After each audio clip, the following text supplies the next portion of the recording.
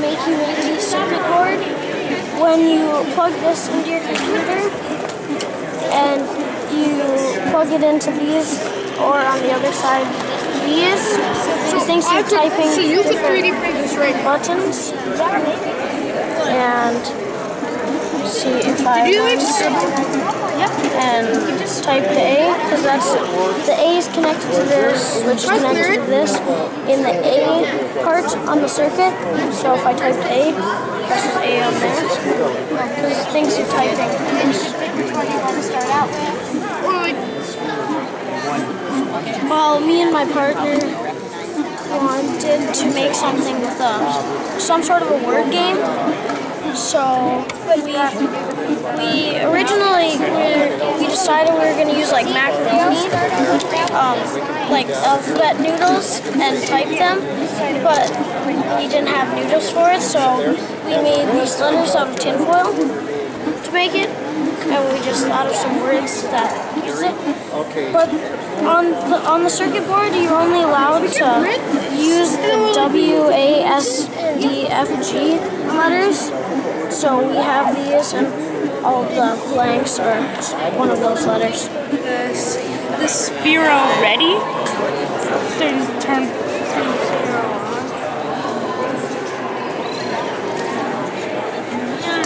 Okay. Was like a robotic?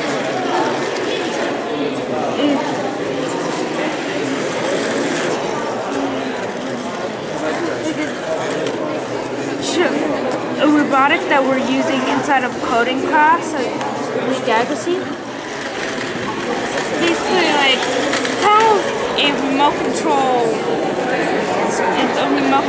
vehicle. The thing they're making right now is my thing for my cousin.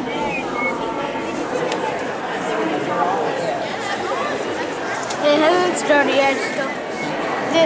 This app is called 3D Sculpt, so it automatically makes something 3D, and you can build off of it. While there's something called Tequila by Draw, where you can just draw any random thing and make it 3D. And if you want to, you can fill it, make it thicker, make it longer, anything. This is my Makey Scratch operation game. It is a SpongeBob person, and it is lined with copper tape so when you hit the outside, it'll make the SpongeBob sewing noise. But if you retrieve all the pieces without making a noise, then you'll win the game. But say you like lose all your lives before the game ends, then it makes a different noise notifying that you have lost. So, but say it comes to the edge. Yep, it comes out right there. You get 7 lives. Otherwise, then you lose. You make it from scratch. You start from the beginning and make it how you want. Well, I've just pretty much explained how things work. Yeah. So, like, the button will control everything. It controls everything over here. And then the little slide dimmer will control how loud or fast everything will move.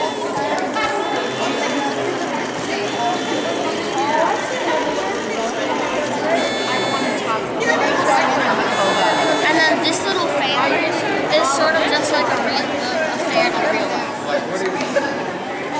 So here I am using a small synth piano, and with these can be made in the real world. You can, because people are making pianos, and then you can add like electronics and stuff to it to make a different sound. So it makes a different type of sound than a regular piano.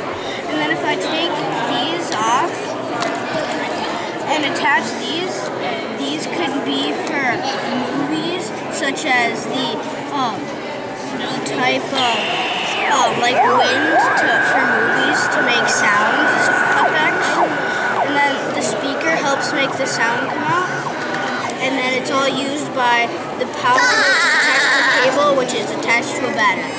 So what my project is, it's a timer. So every time you hit it, it will wait a minute, and then it will ring and light the LED light. It is powered by a battery, and it's all magnetic. So this is the speaker, which makes the sound go out. This is the LED light, so it goes up. This is the timer, which tells how long it should go before it rings. The button is for like an alarm clock, so if you were to snooze it, you could press it and wait for the minute. And then this is powering it with the battery, and then the cord. So it's probably gonna ring in about 20 seconds.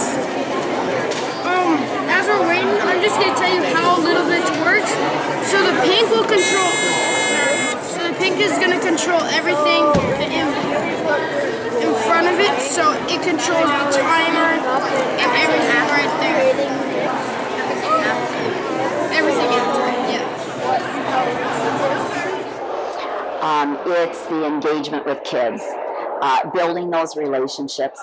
It just means everything, you know, when you gain their trust and when you push them or lead them to their full potential, it's just the best to see that come out in kids. Well, definitely for the better. Our kids, it's their world, and the things that they can process and do and be innovative and creative with, you know, they aren't using technology to just play games. They're really using it as a tool to get their job done and to be organized, be innovative, be creative, solve problems, you know, much higher level when they're using the technology, much higher level of thinking. Not for me personally, but for teachers, the biggest challenge is to let go, because our students know the technology, but they still need the teacher so much to guide that learning and to have them reach to greater, you know, heights with it. So I guess recognizing that for me, you know, isn't a challenge, because I realize that and I use them, you know, to reach those greater heights. But for other teachers, that's a huge challenge. The biggest reward is what it means for our future, because there is going to be no job that doesn't use technology. And when I see kids problem solve, excited, engaged, and really want to have great ideas already. They're elementary kids, and they have great ideas already. I guess I have a lot of faith in our future. I think the thing it's done is, if you embrace it, I think it has brought together communities, professionals, teachers, kids, in ways that we never dreamed of before. And I think that's only going to build stronger, better people in the future to have that collaboration. I sure can. Well, it kind of started, first of all, I have to really say that we started with a scratch club in the fall. And so we had decided from 8:30 to 9:30 we were going to start this scratch club with a select group of 5th graders. They aren't all the enrichment kids, they're just a select group that needed some challenge. And so we started with scratch. And I had written a grant for a 3D printer. So with all the talk about maker spaces, we had decided we were going to start one. Then I had the librarian write a grant for making makeys. And then, of course, with code.org coming along in December, we thought, oh, we have to participate in that. So what happened is we had started, you know, introducing it to our teachers, telling them what it's about or whatever. We applied to code.org, or we registered that our school would take part, And then I was reading the fine lines of code.org, and it said that they would be awarding a 10,000 grant to any school that had 100% participation of their students. And they gave you a template to send in your plan. And so I sent in the plan for Lake Agassiz. I got the okay from our principal. I sent in the plan for Lake Agassiz. And we had started our planning. We were going to participate one way or the other. And then an email popped in that said, you, from North Dakota, Lake Agassiz Elementary, has been awarded the 10,000 grant from code.org. It was just such a surprise, but it was so exciting that I'll have to say we built up. We had activities to build up for the day in our plan. But that day we paired our buddy classrooms that taught the other classrooms code.org.